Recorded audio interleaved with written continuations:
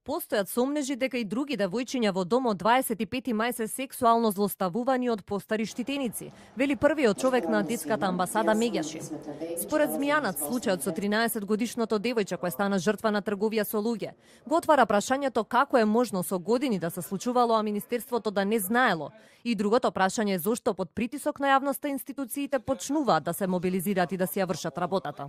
Змијанац вели дека кривично треба да одговара и директорот на домот, под чие директорување се случил настанот. Од Меѓаши бараат и кривичните дела кои се однесуваат на педофилија и трговија со деца да не застаруваат.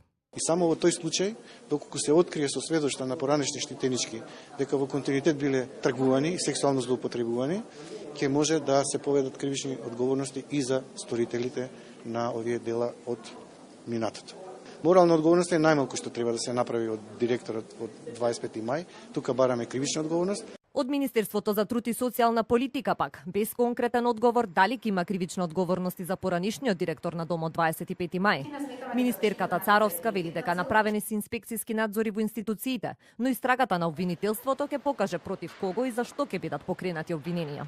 Ојо ќе покаже што и кон што ќе се води истрагата во двете институции. Ние сме надлежна институција за социјална заштита и важно е да нагласиме дека влегуваме во брза трансформација и на 25 мај и на Ранка Миланови како институции кои што се запуштени во изминатите 10 години и кои што денеска само ги гледаме резултатите. За овој случај претходно 42 годишна кавадарчанка заврши во притвор поради сомненија дека извршила кривично дело трговија со дете, додека пак комисијата што ја формираше Министерството покрена кривични пријави против 12 лица, а прекршочни дисциплински постапки се поднесени против работени во Центарот за социјална работа.